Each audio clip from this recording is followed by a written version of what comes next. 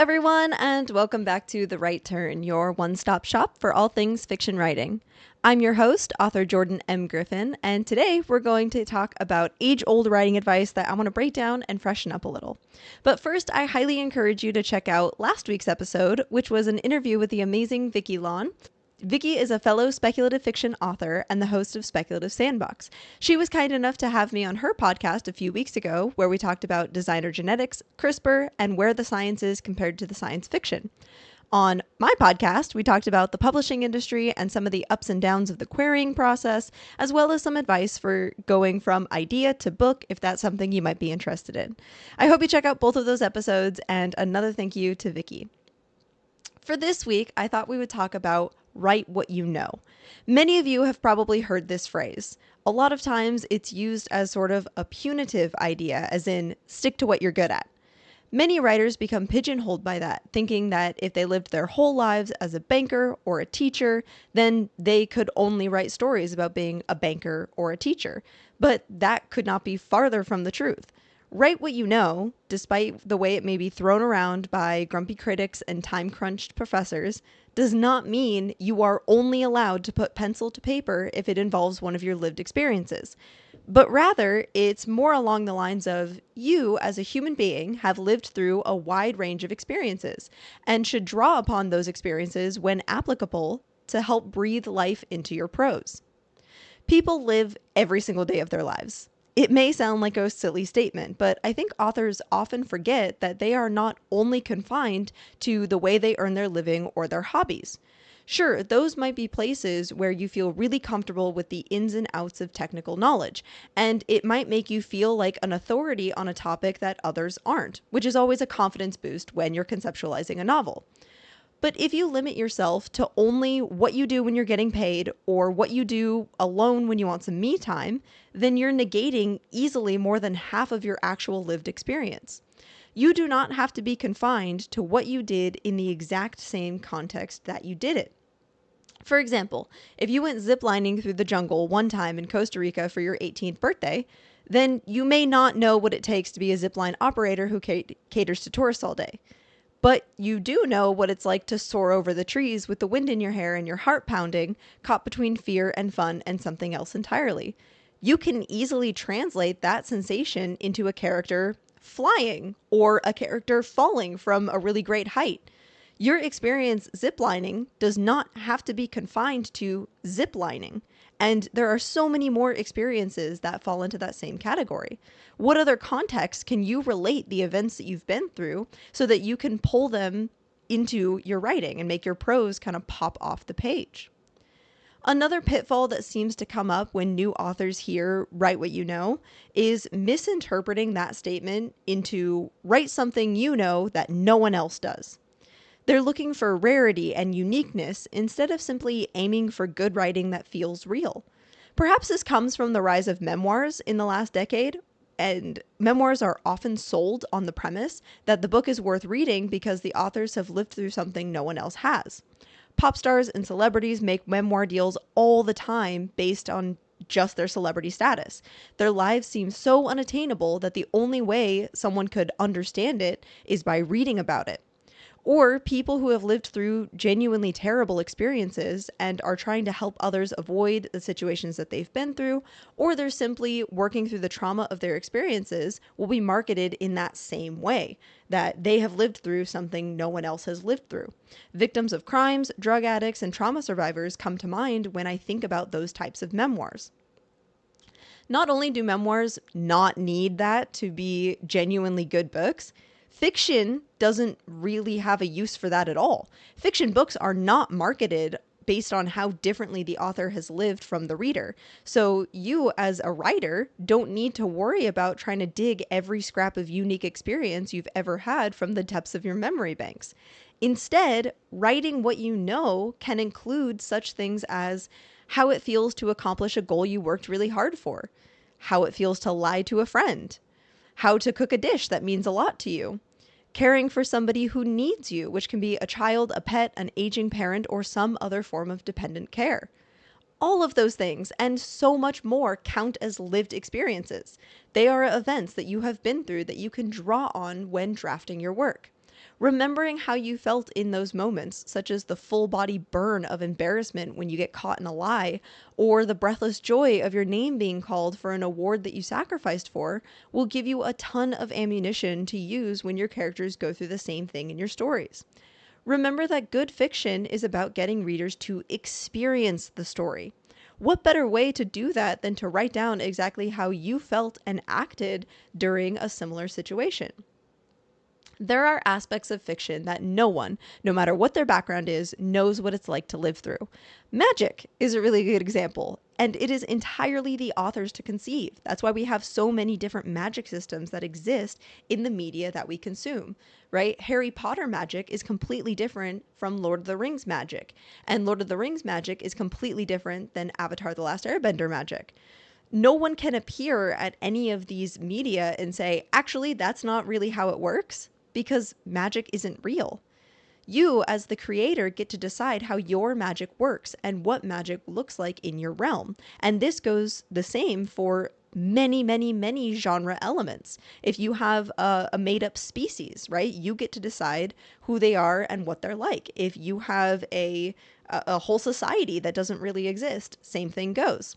This is why I think fantasy has more forgiving readers than science fiction. Science fiction is more closely grounded in what could be possible, and there is a small subset of science fiction fans who want everything to be only grounded in reality. They'll be the first ones to show up and tell authors why the time travel that they came up with is fundamentally flawed, or why the solar sails used to pull a ship would actually have to be miles bigger than they are described.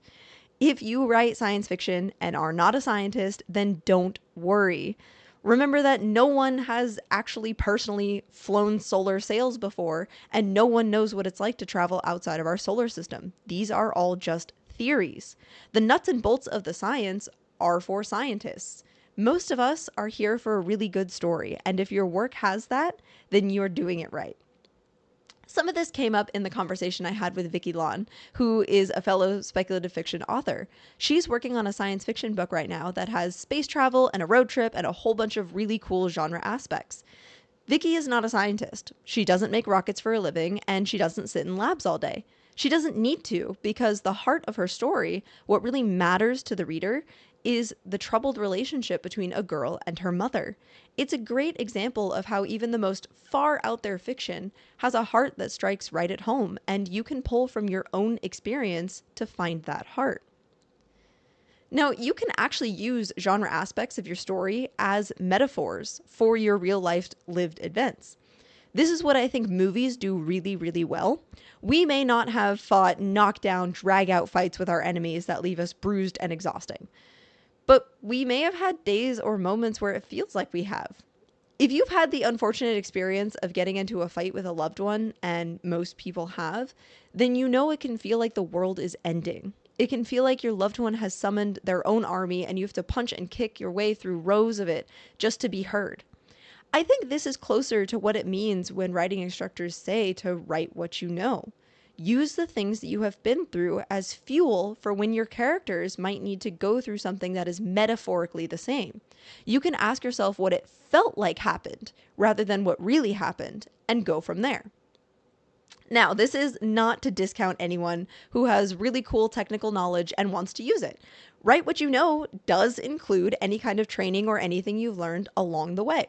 I, for example, used my experience in a research lab when I drafted my first novel.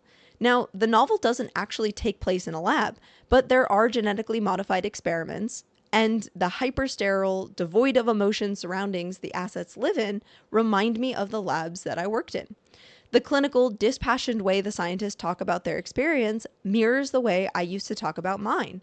Granted, I was working with see-through microscopic worms and not with human beings, but the idea remains. Do you have any knowledge that you are intimately familiar with? Can you take the reader through the frenzied chaos of a kitchen and all the unlikely characters that find themselves behind the cook line? Or do you birdwatch as a hobby and know the value of long stretches of stillness in gathering the trust of wildlife? You are absolutely welcome to use these bits in your narrative, especially if you manage to weave it through the story. Not dump it in big spots here and there, but drop it in these little moments, these half sentences and dialogue tags that help the reader pick up on little things and make them feel as if they're really there. Now, I do want to drop in a note of caution when drawing on hyper-technical or niche knowledge. If you are writing commercial fiction, meaning fiction meant for a generalized audience, then you'll probably want to avoid treating the audience like they know every single thing that you do.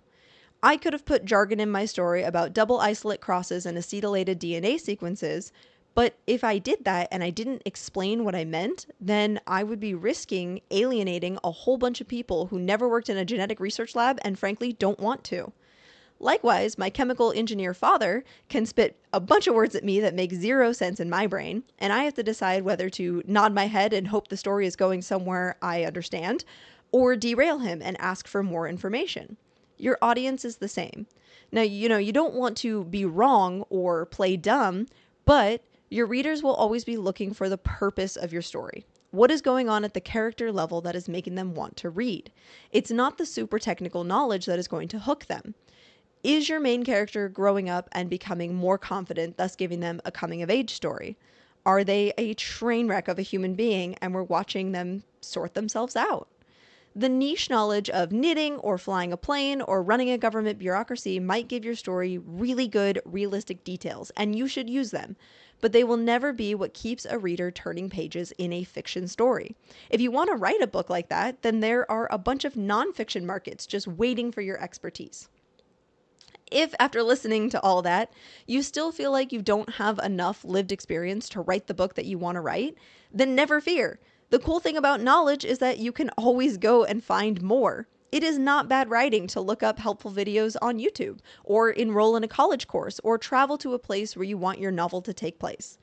Funds and time are, of course, limiting factors, but working within the constraints that you have, there is still so much you can find out. Even just going to a coffee shop and watching the people there can help give you so many new gestures and tics you can give your characters to help them feel more real. Fun fact, if you type into a search engine the words "what Hollywood gets wrong about blank" and then insert into the blank whatever it is you want to learn about, you will find a whole bunch of information, usually from people who have intimate knowledge of what they're talking about, ready to explain what Hollywood gets wrong. This will also help you to avoid the many mistakes that exist in media. Some very unrealistic, historic and otherwise, tropes exist because they have been perpetuated from movie to book and back again until most people believe things that are just frankly untrue. In reality, those little shortcuts are actually safety measures, or they are just a mishandling of history, or they are kind of coding that is done by the authors or movie makers. Don't get me wrong, some works of fiction do a fantastic job, but others simply follow in the footsteps of what came before them, meaning they perpetuate mistakes that they might not realize they're making. This is a really clear sign that somebody who is making work has not actually been through the things that they are putting their characters through. One example that comes to mind with this is historical fashion. Corsets, for example, were not actually uncomfortable to wear, despite all of the media that you have seen telling you otherwise. Corsets did not restrict women. They didn't force women to stay home all day, and they certainly didn't stop women from working on farms, climbing trees, or even ice skating. When a corset is made properly, it fits the body and provides more support than wearing nothing. In fact, large-chested women wouldn't have back problems or risk pain when doing physical activity because corsets distributed weight evenly across the body and kept everything in place. Similarly, corsets would never be worn on bare skin. This is like wearing jeans with no underwear. Hello, chafing. There are no historical records of women doing such a thing, and since it's pretty painful, it's likely that they never did. This goes back to, if you had to wear a corset all day, how would you want it to fit? You probably would not pull it as tight as it could go because that's uncomfortable. And you probably wouldn't wear it on your bare skin because, again, uncomfortable. So ask yourself, if you had to be in that situation, what would you do? Another trope I see all the time is people in any kind of like action dramas or sometimes medical dramas, which is just, it's crazy to me, getting injections into the neck.